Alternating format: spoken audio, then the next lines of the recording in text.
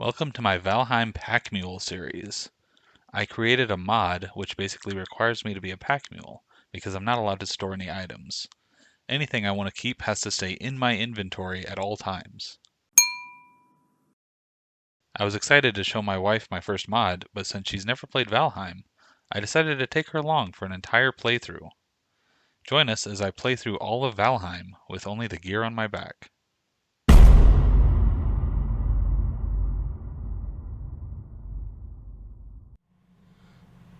Alright, when we left off, we're just doing stuff in the swamp at this point. So there's a few episodes in here where we're just going to be getting some getting some iron upgrades. I think we got an iron pick in the last one. We got a root mask for the poison damage. And we're all really proud that you said root. Instead of root. Exactly. Jeez. I'm trying to enunciate as much as I can. I feel like you should stick with the root and then let all of your Midwestern listeners feel great about it. Feel at home. And then let everybody else think, what the heck is that man saying? That's a root. It's a root. I got another forge upgrade there. It requires chains, which I found in the crypts, and then deer hide, which I just went and shot. So now I have a level 6 forge, which is basically all I need. You can technically make it level 7, but I don't know that I'll ever actually need that. But yeah, and so now using my shiny new iron pickaxe to clear out these dungeons. Mm-hmm. But yeah, this is a lot of just mining out the doorway and then using my hammer to kill them from the other side. Mining out the doorway. Kill who? The monsters. I'm not seeing any. Well, that's because I killed them all before they came through the door. Likely story. Yeah. And this is also a route you're going to see me take a whole bunch of times, gathering sterling cores and coal.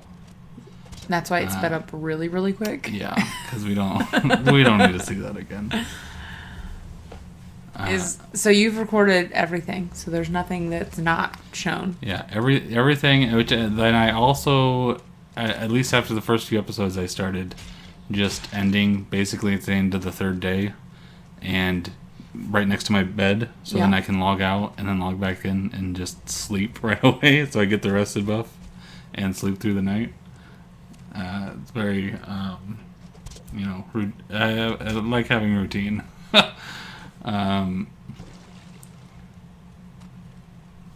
yeah, so I just end up speeding up a lot of this 16 times because that's about as fast as it'll go. So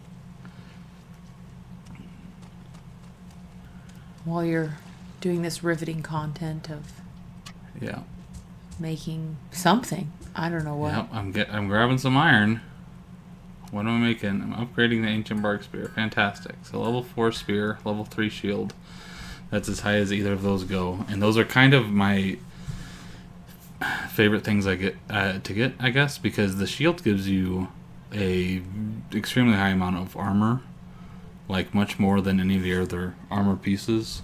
You have to be blocking to use it, right? Whereas the armor is always going to provide you that, but the shield, it's very rare you're going to be caught off guard enough that you can't pull up your shield. So shield and weapon are the fantastic to start out with. When you say start out with, what do you mean? Because you're significantly into this game at this point. Yeah.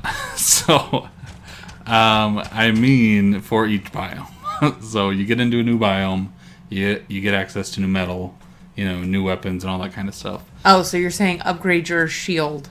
Yeah, I generally end up upgrading my shield, my weapon first for combat. And then, iron pickaxe I also got first so you can start clearing stuff out faster. And then all the other niche things. Because at some point I'm going to get a axe, I'm going to get a helmet, I'm going to get a bow. Probably not of silver, though, because that's a crap metal. So I've been told. You've been told accurately.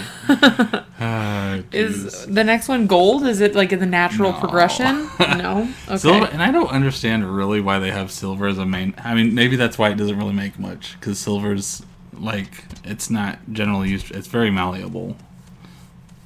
Not as much as gold, but Ooh. There's a big boy. yeah, big ol'. Did you know that was there? I don't know. I think I saw that stump. But that wasn't one you had marked, is what I guess I'm asking. No, and I kind of stopped marking them because I ran into enough that I think you only ever need to kill like 11 to get all of the root that you need if you wanted to make all of the pieces and craft them as high as you can go. I think it's like 11 that you need. And so at this point I've already killed several, and I'm not concerned about it because I basically just need to craft the mask and the chest, and we're good to go. So Okay. Anyway, you were saying about metal, silver, malleable, oh yeah, and then you were going to tell me that it's not gold that comes after it, which is really what I wanted to know. Or is it too big a spoiler? I mean, we just collect gold in the dungeons, so you just get gold pieces. But That's weird.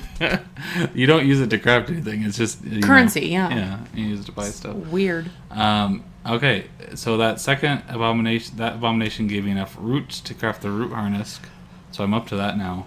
I'm swapping it out for the troll chest piece because it's basically as tanky. Like, I think it provides as much. Maybe the troll might be like 2 more armor points on it, which is not much. But the root harness provides resistance to pierce damage, which is extremely helpful in certain cases. So I'm now just opting to wear this. I put the troll armor on the little armor stand I made last time. Mm-hmm. Like as in, for instance. Like as in, for instance, what? Cases that pierce is helpful. Anything that does pierce damage. Great. I have a list in my head as we speak. So, things that do pierce damage. It's let's see.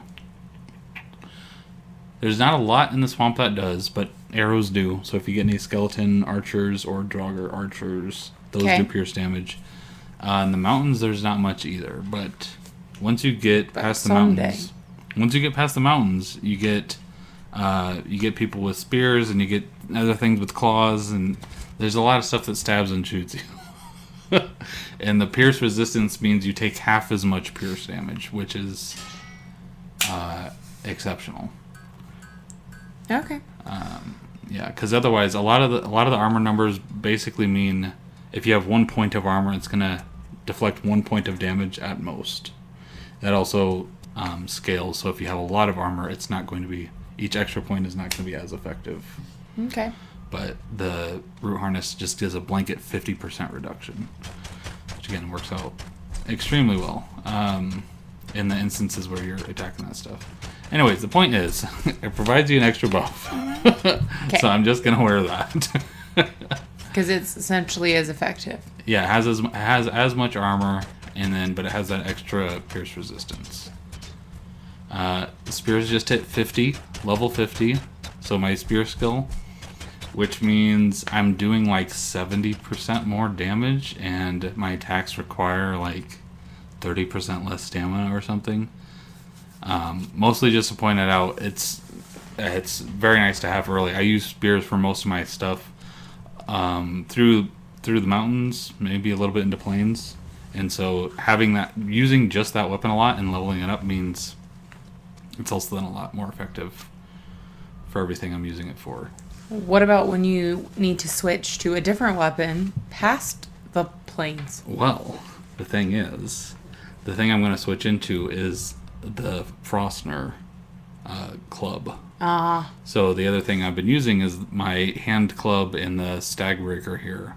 So I've been leveling that up a little bit, but I try to keep it like just to those couple things so that through the entire playthrough I'm leveling it up. Okay. And then it's more efficient and it makes it a lot easier. So you level up a type of weapon, not a specific weapon. Yeah, because it's So there's like classes of weapons. Yeah, you have swords, daggers, spears, pole arms, clubs. What? Pole arms? I don't know. I think that's if it's not pole arm, it's something like basically a long weapon with a spear. It's like a halberd, I think in here, I think that's the Atgeir class. I don't know if that's how you pronounce that. It's Atgeir. Okay.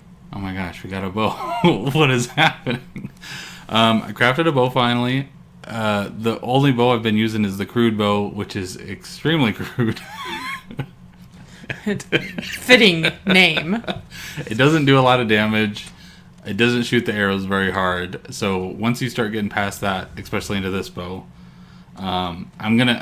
this is the only other bow I'm gonna craft because it does enough damage, and it also has the added benefit of it's sneaky in that when you shoot stuff with it, it doesn't cause much noise, so it's very easy to pick people off, and that's kind of what it's good at. Okay. Is you pick somebody off and the other people don't hear, and then you shoot somebody else, and you.